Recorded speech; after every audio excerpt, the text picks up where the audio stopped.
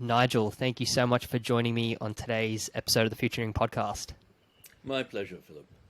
Glad to be here. It's good to have you here. So, when I first started looking into you and did some background research, I was quite overwhelmed with sort of the amount of things you've been involved in and very cool things and interesting technologies. So, let's give our listeners a bit of a background as to, I guess, your journey so far. I know you studied mathematics at UQ and did a PhD there, and now you've gone on Yes. to start a bunch of different companies. So I'd love just a bit of a background as to, your whole story and journey. Right, yeah. So I'm a mathematician. I didn't originally plan to be one. I come from a family that everyone's either a lawyer or an architect. But I got bitten with the bug. I didn't like maths at school because I thought it was all about numbers. And then I was lucky enough to be exposed to some pure maths, and I realized a lot of it was about patterns and structures and so on. And that then got me hooked because there's a strong aesthetic element to it. And so I then, I did physics and pure maths in undergrad, Yep. and eventually concentrated on the pure maths, did honors in pure mathematics, and then a PhD in applied maths in differential game theory, which is it's kind of a high level form of what we would now call AI. It's Okay. it's a case of getting a machine to actually design strategies. Amazing. Yeah, that sounds super fascinating. Could you dive a bit deeper into sort of that differential game theory? Right. Yes, sure. I was lucky. UQ at that stage was one of the places in the world where absolutely bleeding edge work was being done in game theory, in differential game theory. So, okay, ordinary game theory is what people think of like tic-tac-toe or chess or something like that.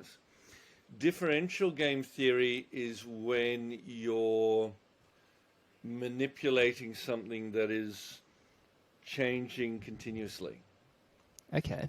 And so, a classic example, which I did my doctorate on, is air combat, Okay. where you have highly motivated players on both sides. One lot, well, they're all trying to survive, but they're all trying to achieve different objectives. A less bloodthirsty application is industrial robotics, where you have heavy industrial robots picking and placing, moving things around 24/7, and they need to know how to interact in a shared space without hitting each other. So so differential game theory is how do you generate the strategies to achieve particular objectives in an environment where things are changing continuously. That makes sense in that the strategies themselves are changing over time as well. Exactly. Yeah. Yeah. Okay. That makes a lot of sense. So, and then how does that relate to the work you've largely focused on? So, the evolutionary machine learning and AI. Yeah, well, so I was very lucky. UQ in the early 90s, there was a chap in the maths department called Jan Skoronsky, he was absolutely brilliant. He was well before his time. But the problem was that in the absence of high performance computers, his work appeared to be a lot more straightforward than it was. And so he never really got the traction at UQ or the recognition that he deserved. Okay. However, he worked in very closely with George Lightman, who is, bless him, now 96, I think. And George is one of the great founders of control theory. So control theory is the mathematics of actually trying to control an outcome, control a process. And George, I mean, he is to control theory what Stephen Hawking was to black holes. And Jan and George were working together with a couple of others. There's a chap over in France, in Paris, called Austin Blaquer. And these guys were working on what we would now call AI. And they were trying to achieve really intelligent industrial robotics. So, and the best way to explain it is if you look at an octopus, Yep. the reason why an octopus's limbs move in that strange sinuous way is that they have distributed computing. So relatively little of the code happens in the actual brain of the octopus. The coordination happens with distributed computing throughout the legs or arms, whatever you want to call them. Yeah, interesting. And so that's why the limbs are able to maneuver around each other in that really sort of sinuous way. These chaps are trying to do something similar with industrial robots. And one of the big problems was that no existing form of AI worked particularly well. So, which is something we tend to forget now, but in the 1990s, in the so-called winter of AI, nothing worked. So, so what most people were trying to do, some people were trying to get neural networks to work. Some people were trying to get a thing called genetic algorithms to work. And these chaps just said, you know what, none of that works, throw it all out, and we'll start again from first principles. I was lucky enough to work in that team. What they were doing, their actual solution got you some of the way, but didn't actually get you the whole way.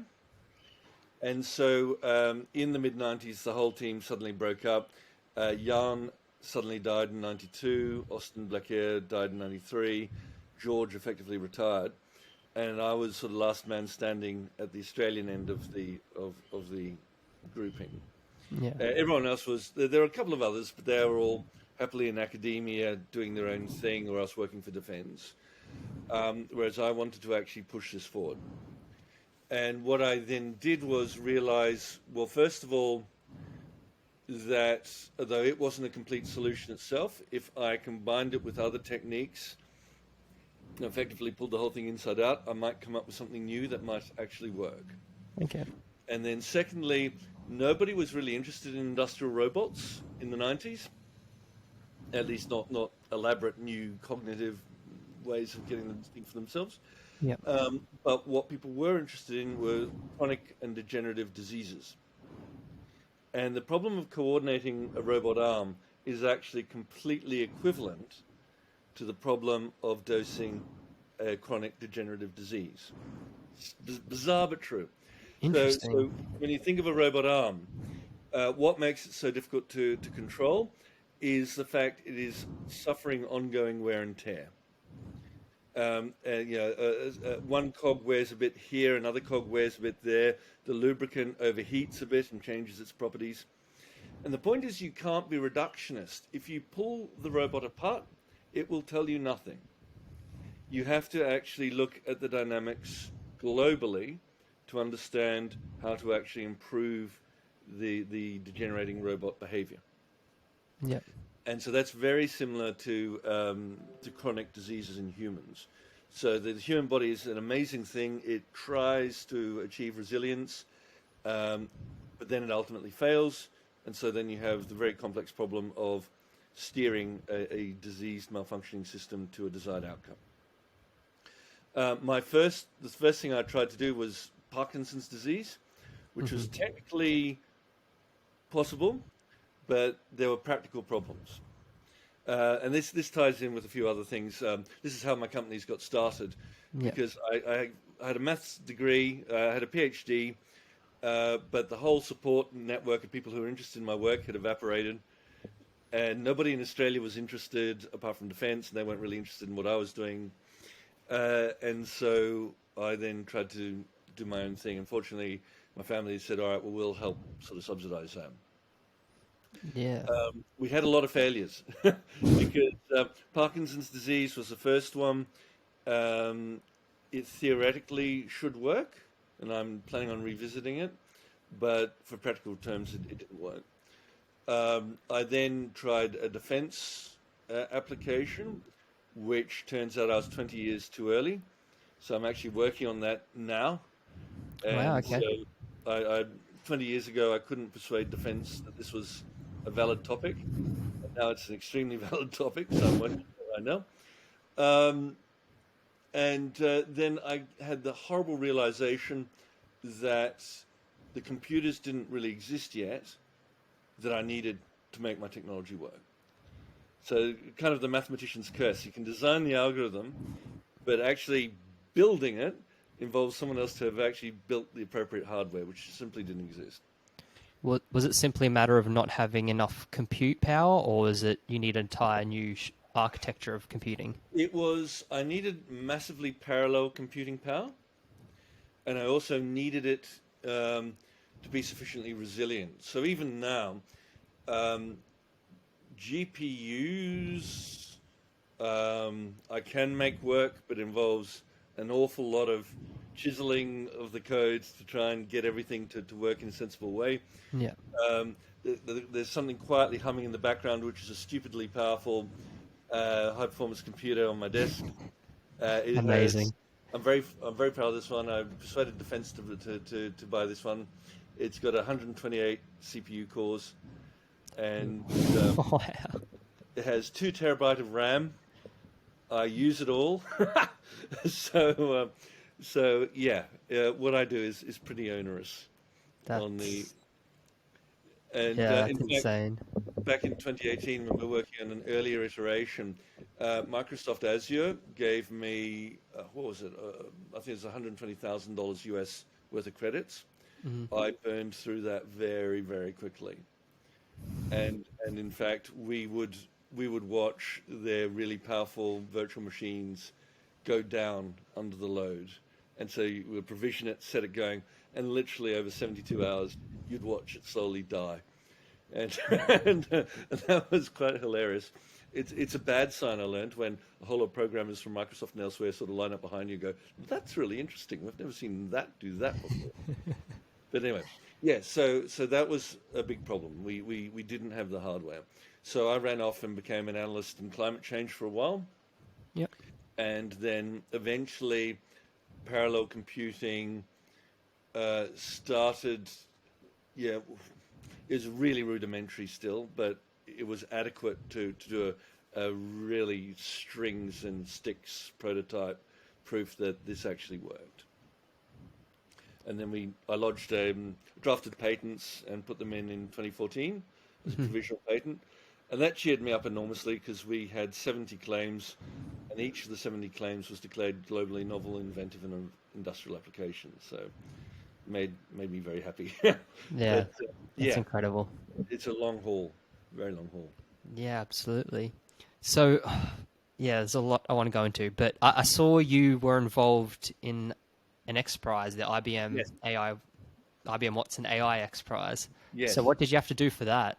Oh, that was it was grueling, but it was a lot of fun. So basically, X Prize usually does these really big challenges, some of which are practical, some of which are not. And of Mhm. course, the whole fun of X Prize is doing things that you don't think are practical, and someone actually does it. The AI X Prize was to use artificial intelligence to address one of humanity's big problems for an enterprise larger than the Nobel. Wow. Um, IBM put up the money, I think because they assumed we were all going to use Watson, and in fact, none of us used Watson. We just did our own stuff, um, which was that was interesting to communicate to IBM. But yeah, so I was building a machine intelligent artificial pancreas for type 1 diabetes. Type 1, so that was the logical successor after the Parkinson's work. And this is again an example of it's really helpful to know the right people. Hmm. Uh, a very old friend of mine, Jenny Gunton, we were in undergrad together at University of Queensland, drank poisonous looking cocktails in some very strange places. And then she came back when she'd been doing her postdoc over at the Joslin Center in the States. And I had a thoroughgoing moan about how I couldn't find a medical application. And she looked at me as if I was an idiot and said, well, why don't you do type 1 diabetes? Because it's crying out for help. So that's what I ended up doing. So type 1 diabetes is really interesting because people with diabetes, okay, the very quick rundown.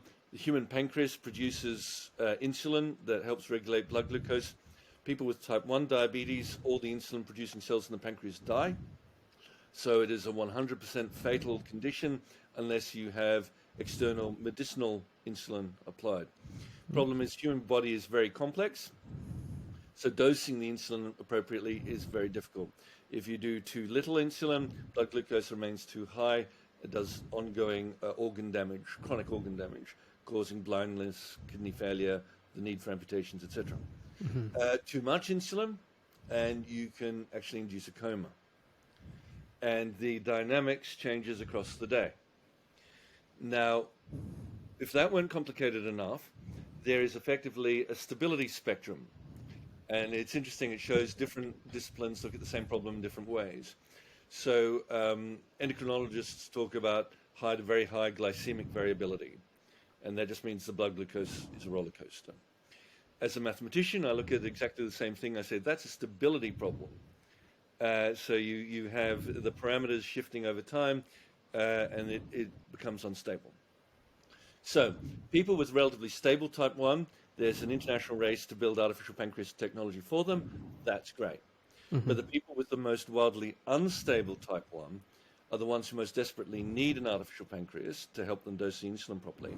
And they're precisely the people for whom existing technologies simply don't work. You actually have to design the fundamental mathematical building blocks in a particular way before you can build the technology on top. And that's what I did. And so over years, so AI XPRIZE got going effectively late 2016, early 2017. It was supposed to end in 2020. It ended up ending in 2021 due to COVID. And yeah, we ended up being one of the 10 semi-finalists worldwide. We're the only one from outside North America and Europe/Israel. And we only didn't get through to the finals because we couldn't get the money together to do a clinical study in time. So that was frustrating. Yeah, it's unfortunate. But it was really good because we got validation. Because we're still in stealth mode. Because that's, again, that's a huge problem working in AI. If you come up with something that's really novel, you risk getting stomped by the big players. Yeah. Until patents and so on come through, then other people can just throw massive resources.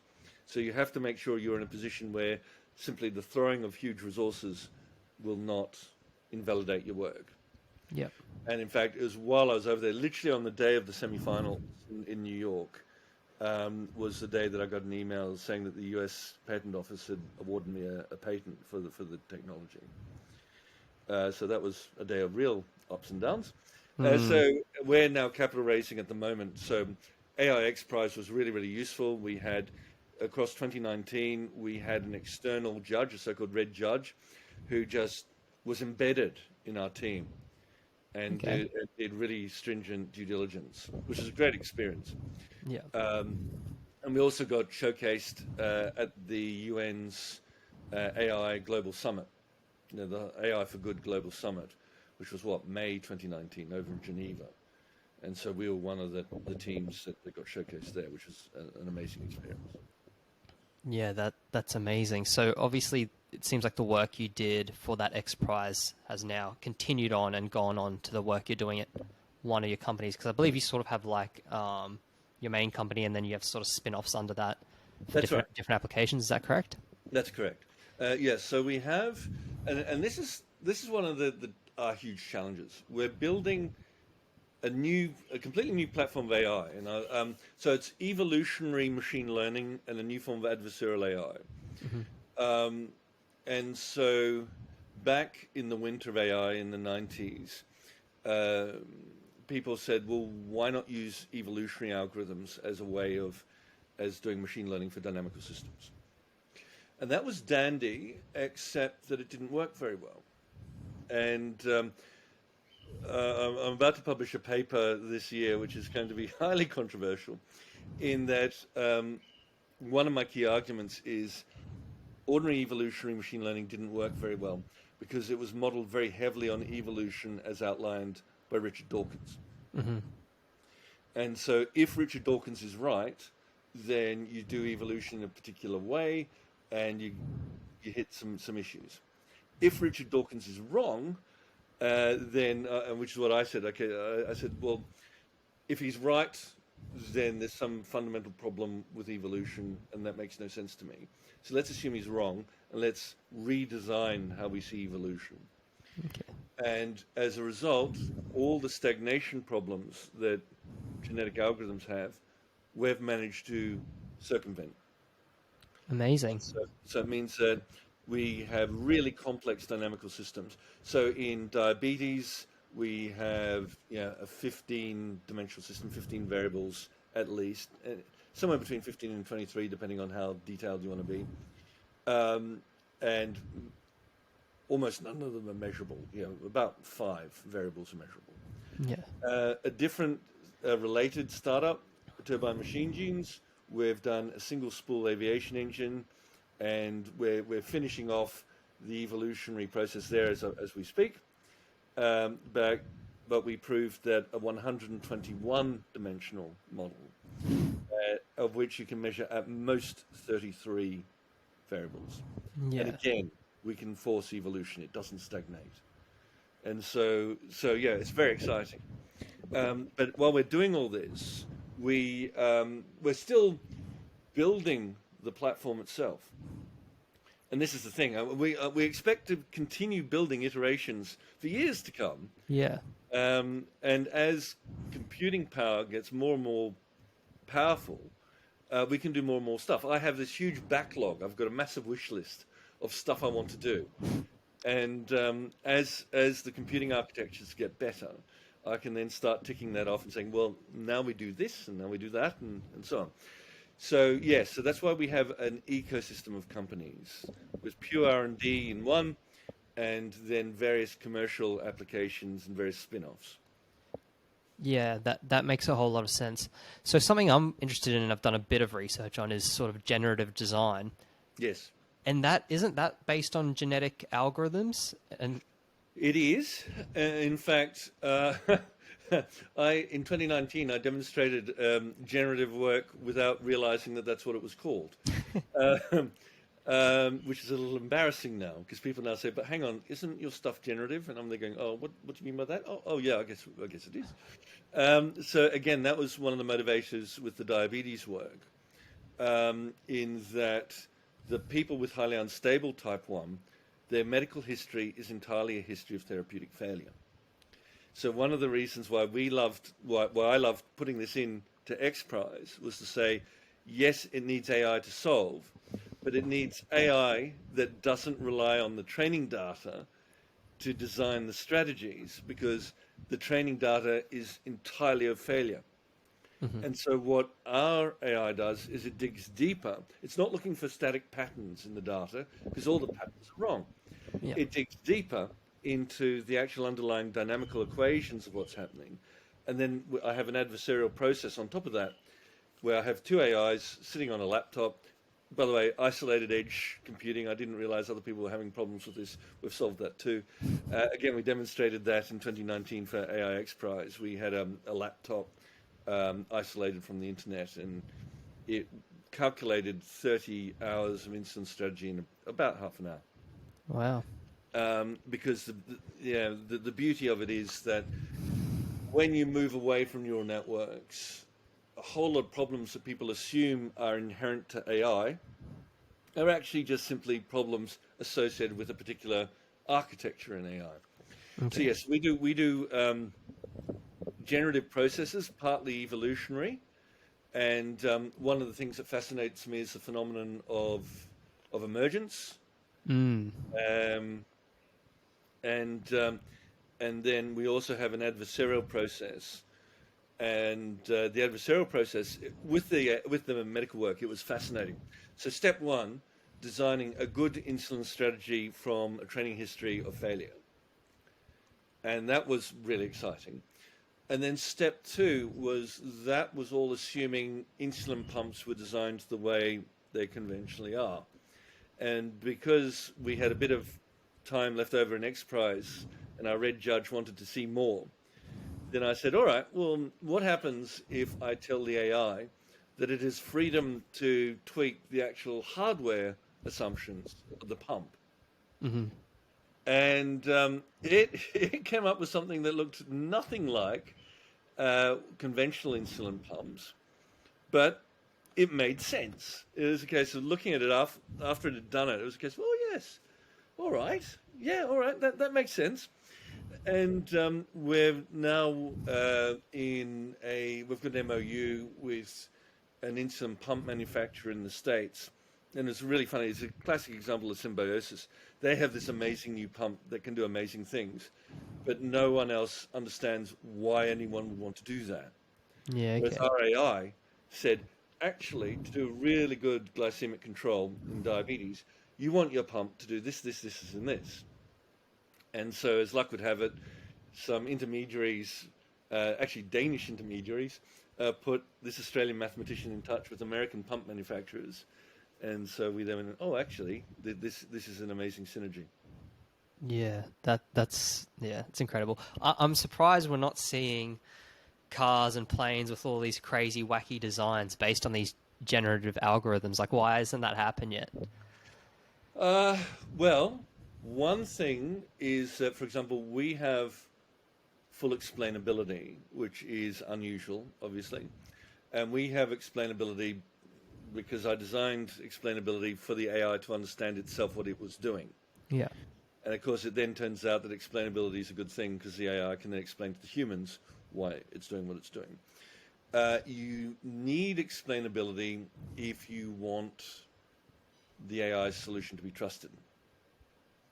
And in fact, this is one reason why it was really useful. I did a lot of early medical work before I went over into more aerospace stuff, because my clinical colleague, Jenny, said, unless it has full explainability, I'm not going to touch it.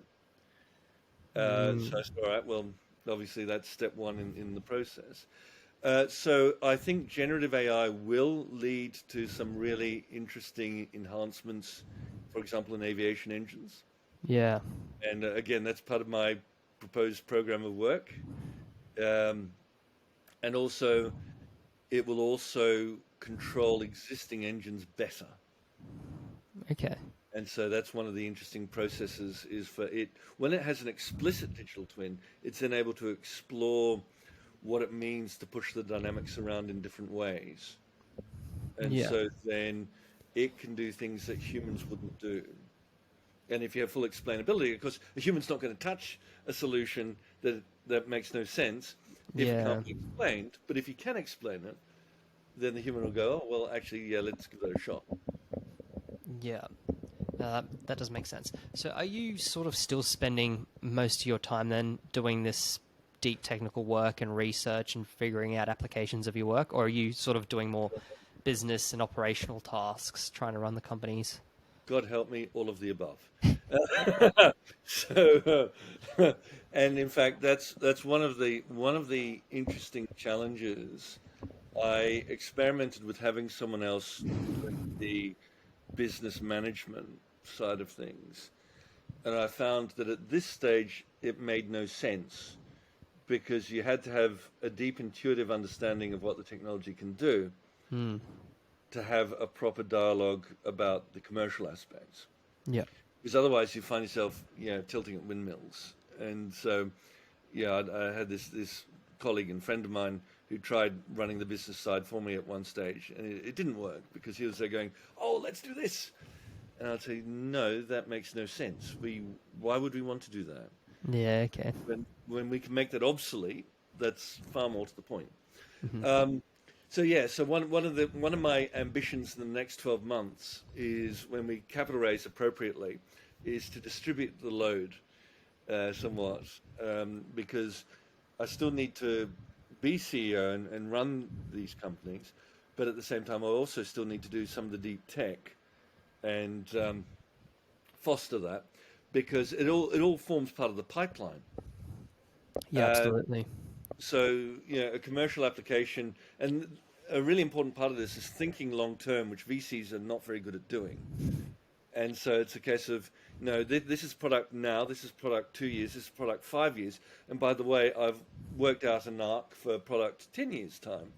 And so to do that, we have to keep building now here in the background. And so you have a sustainable advantage.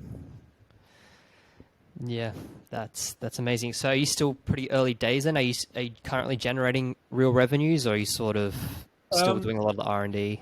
Well, on the medical front, we're planning on doing a clinical study this year, and that will really kick the wheelbarrow over in terms of transforming medical care for type 1 diabetes. Yeah. So that will rapidly transition into a commercial outcome. We're doing engine work, and we're working closely with one of the world's top three aviation engine OEMs, Okay. and they're really keen.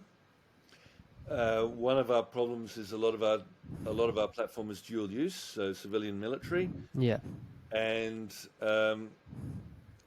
we're asking people to share data in a way it's never been shared before.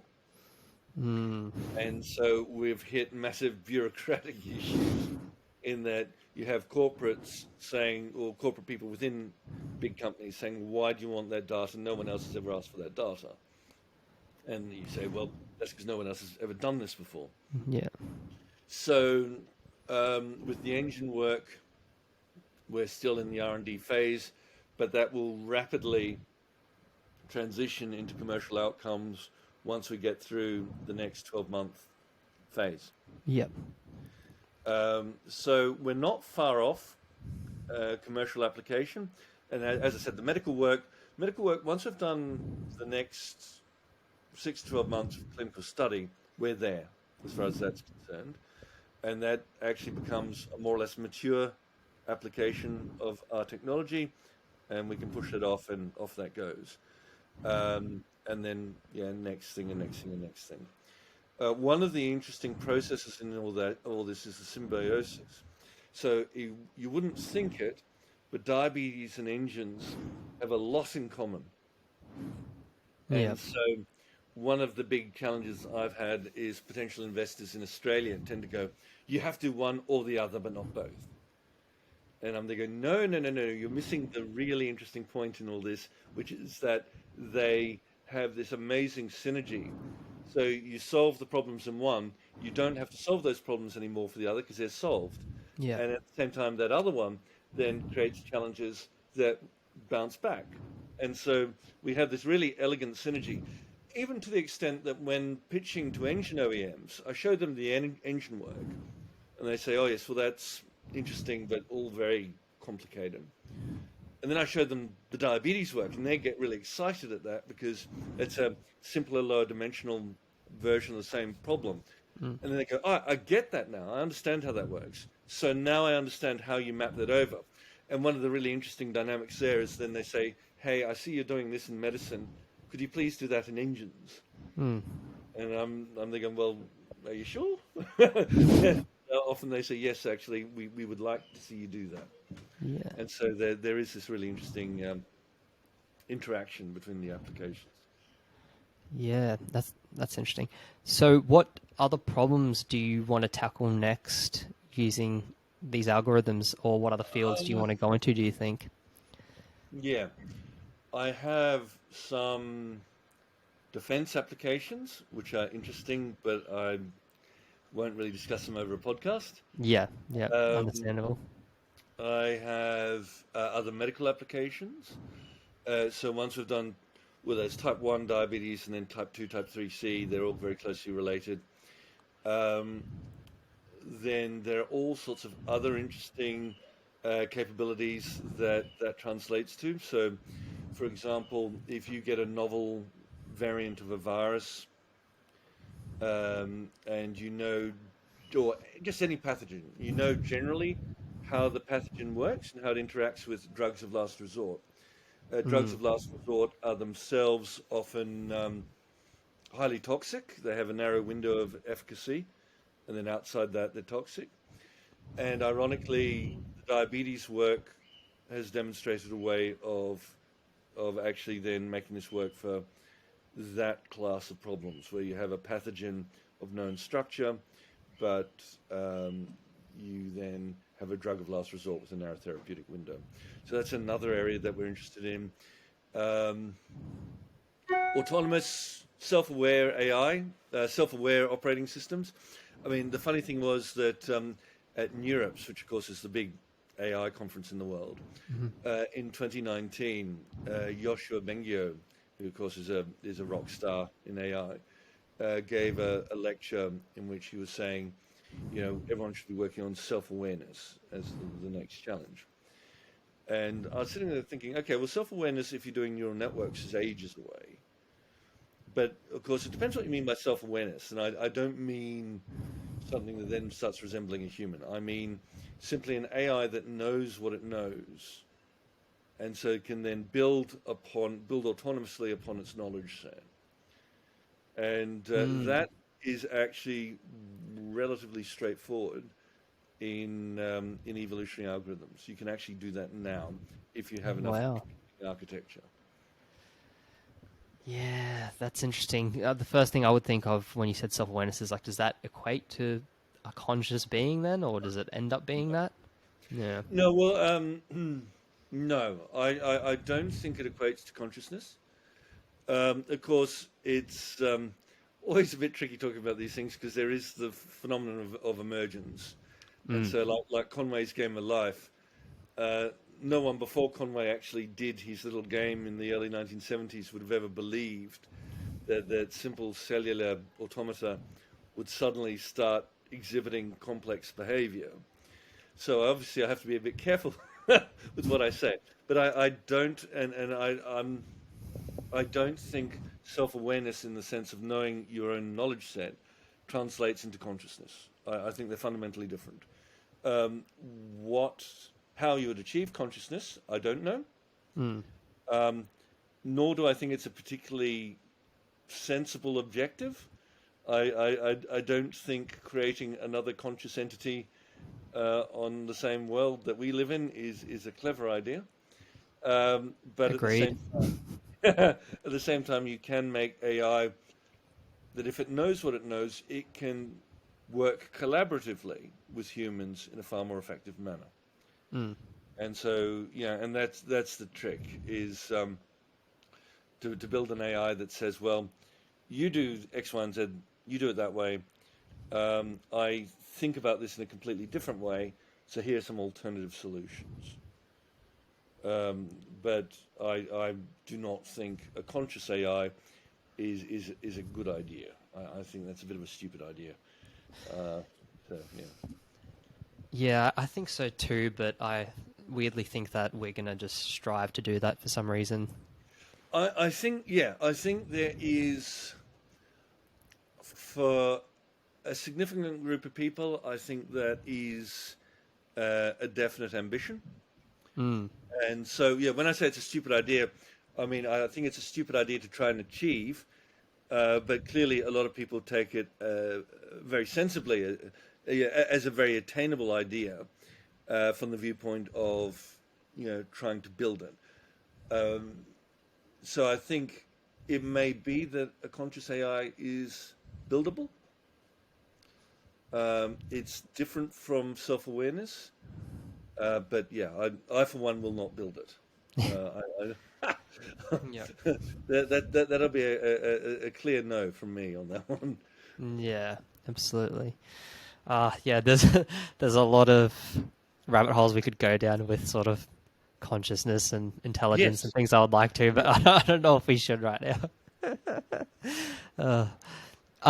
Something I do want to ask though is, do you think more people should be studying and learning AI and advanced mathematics, or do you Yes. think we need technical expertise in other areas? Or Well, all of the above. yeah, We need technical expertise in lots of areas.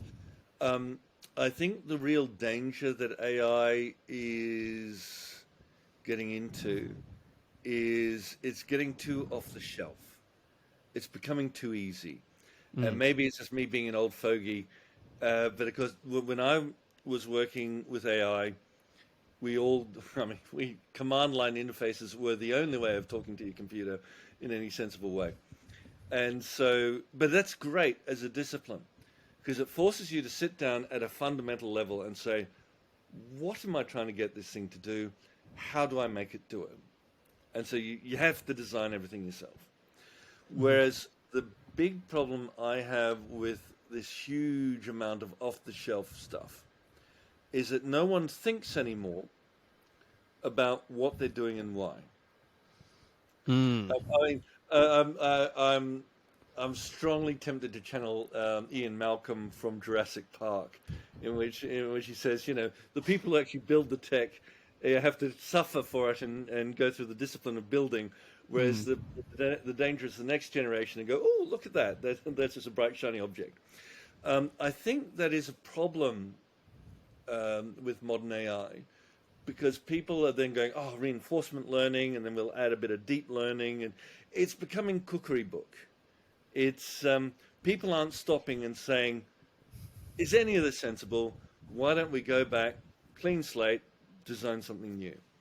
And to do that, they need a lot of pure maths and a fair bit of applied maths. And so I think we have too many people who say that they understand AI who don't. We have not enough people who actually have done some deep mathematics to sit down and go, let's try something new.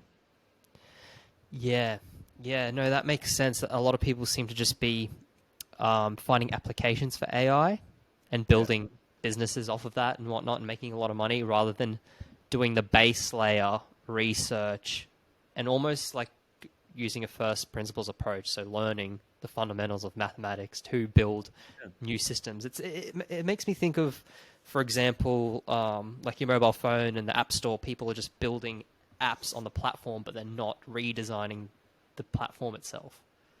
That's right. That's right. And so it's a bit of an evolutionary dead end.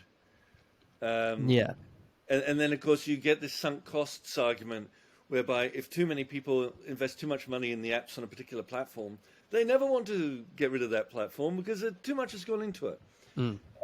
Whereas if you have people from day one at a fundamental level saying, yeah, but is that the sensible way to do it? Can we do things a bit differently? Then you can genuinely progress and build new tech that makes sense. Yeah, definitely agree with that. What would be a few key lessons you would tell your younger self, or maybe someone who's, about to start university, they don't really know what to do, but they want to make a big impact in science, technology, or engineering? Should they do advanced degrees? Should they go into research, or should they start a startup? Should they get into industry? What are your thoughts around that? Well, all of the above, and they're two very different. They're two very different questions. If I were talking to myself again when I was younger, I'd tell myself not to be in such a hurry, and basically to enjoy the journey a bit more. Because that's a real problem of diving in deep too early. One becomes very obsessive about working very hard and doing stuff in a particular way, and burnout becomes a very real problem. Yeah. And a way of avoiding burnout is not being in such a hurry early on, and diversifying in the sense of, for example, I get a lot of my inspiration from art galleries. Interesting. And so I really hate this push to encourage people just to do maths and hard sciences and no humanities. Yeah. Or just do humanities and no hard sciences. It's the interface. There's almost this sort of fractal interface between disciplines where the really interesting stuff. It's the froth and foam of the interface where the really interesting stuff happens. Yeah. And so I think that's important. To your question about doing research or startups or industry, you need the research to do something meaningful in a startup. If you simply go into a startup and go, I've got a bright idea, why don't I build it? Then what is going to stop the next person who has a whole lot more money than you do and a whole lot more resources than you do, squashing you like a bug once you've demonstrated that it works. So it's not an either or. You need depth to actually achieve a sustainable competitive advantage. And that ties in with my whole our whole app discussion and off-the-shelf discussion. Yep. If everyone's building stuff using off-the-shelf components, you don't have a sustainable advantage over other people. It's only sitting under a tree and going, hang on, let's do things a bit deeply, that gives you an advantage. Related to that, and this sounds really tangential. Read more books because the attention span of everyone is diminishing. And it means that if you have a long attention span, you immediately have this enormous competitive advantage over everyone else with these short attention spans. And so working on that, and that again ties in with deep research, deep understanding. People with a deep knowledge of stuff have an inherent advantage that simply people, the big tech corps of the world, which I won't name because they'll get me into trouble, throwing millions of dollars at something, they can't replicate that if you've spent, say, a few years thinking deeply about a problem, particularly for Yeah. patent. The other word of warning is when you patent, be aware that a patent is only a partial defense. So be very clever about how you patent. So don't make it too obvious. Yeah. How run off with the crown jewels. Yeah. So yeah, sit down, and I won't go deeper into that apart from pointing out that the best place to hide a tree is in a forest. And Yeah. so be a bit clever when you patent about how you patent your ideas. Okay. That's Uh, that's good advice. Interesting. Very interesting. Speaking of books, you mentioned books. I love reading. yes, good. Yeah, yeah. I read a lot of diverse, I guess, topics and fields. So I want to know: do you have any favorite books? Oh, I have a lot of favorites. Yeah. Um, in fact, that's a really difficult question.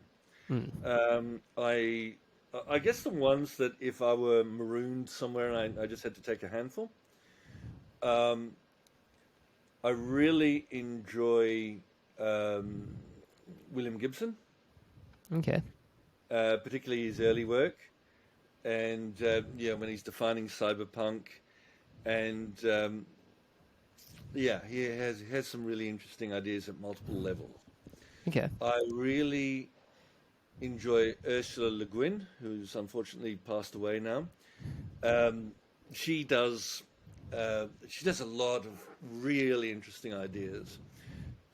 In particular, from the AI perspective, this sounds very, very nerdy, but she wrote a series of books called The Wizard of Earthsea, the Earthsea trilogy, which then became increasingly inaccurately named. Um, and she talks about ethics in a world where magic is possible. And it's a really interesting series of books where she progresses concepts of ethics and mortality and coming to terms with mortality in a finite world where you are able to manipulate in particular ways if you choose to do so, but it's usually a bad idea.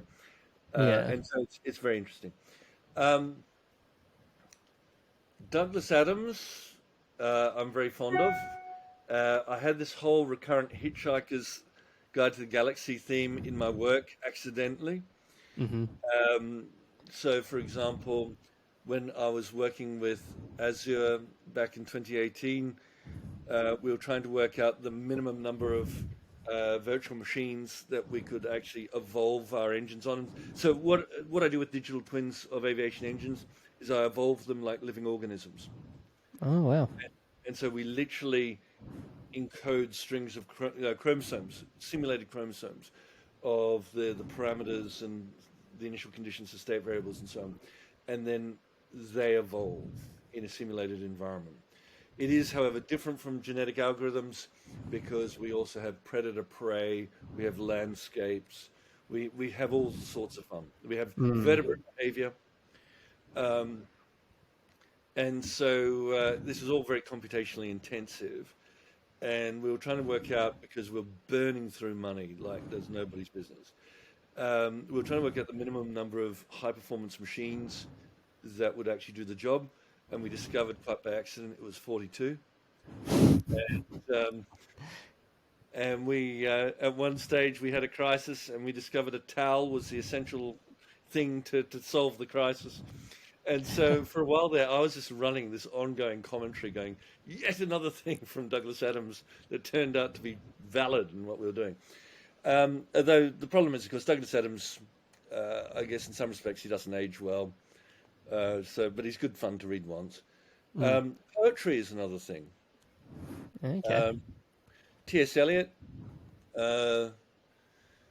some Tennyson, some Shelley, ridiculous romantics sometimes, uh, different ideas, just different ways of looking at the world. Yeah. Because I think that's the big challenge. It's so easy to become very blinkered in a worldview. And so it's really important to try and step back into one side and try and see the world afresh. Blake is another classic poet in that respect. Yeah. Um, Amazing. Blake, yeah. Okay, great. I think to round it off before we head off, just the Yeah. final question I love to ask is, what is your vision of the future, and how do you help to build that? Well, I was asked this once before, and it was a very dangerous question, which I basically said, currently the fourth industrial revolution is doing that, and I want to push it over to do something a bit different. Mm. Uh, so, well, obviously to transform aspects of the human, well, you can't transform the human condition itself. That was the point of Shakespeare. You can transform how humans interact with their environment, though. I mean, the fourth industrial revolution is potentially either an enormous positive or an enormous negative, given that it upends a whole lot of assumptions we've made about the nature of labor and ownership of labor and capital and politics and so on. Trying to get the next industrial revolution to work in a way that is sensible for lots of people. And as part of that, transform medicine, transform engineering, self-aware operating systems for vehicles, lots of different things. Amazing. That's beautiful. So yeah, that was my final question. I'd like to thank you for coming on. This has been super interesting. It's been great to talk to you. And there's a billion more questions which I would love to ask you and go down all those rabbit holes that I mentioned. Because Oh yes, yeah, there's a lot of interesting things that can be said with AI, and yeah, it is a big part of the future. So I'm excited to see where it goes. yes, But yeah, yes. where can our listeners go if they want to find out more about you or your work and your companies? Yes, I'm trying to use LinkedIn in that respect. Everyone keeps trying to friend me on LinkedIn, which is not what I'm trying to do. I'm trying to. EMI has a dreadfully evolving machine intelligence, Yeah. a dreadfully neglected LinkedIn page that will be the primary conduit for our announcements from now on. Okay. And so hopefully, and it's dreadfully neglected because I never have time to write anything, but hopefully as our staff gets a bit bigger, we will in fact have more people doing material, doing content on the LinkedIn website. And then onwards and upwards, yeah, maybe some podcasts and things. I do a few presentations and PowerPoints and so on and so forth. I've got to bring it all together in a way that actually communicates what we're doing. Yeah, fantastic. All right, well, Nigel, thank you so much for coming on the podcast. Yeah, I really appreciate your time, and yeah, it's been a great chat. Yeah, it's been great fun. All right, Thank you thank you very so much. much. Have a great night. And you have a great night. Bye.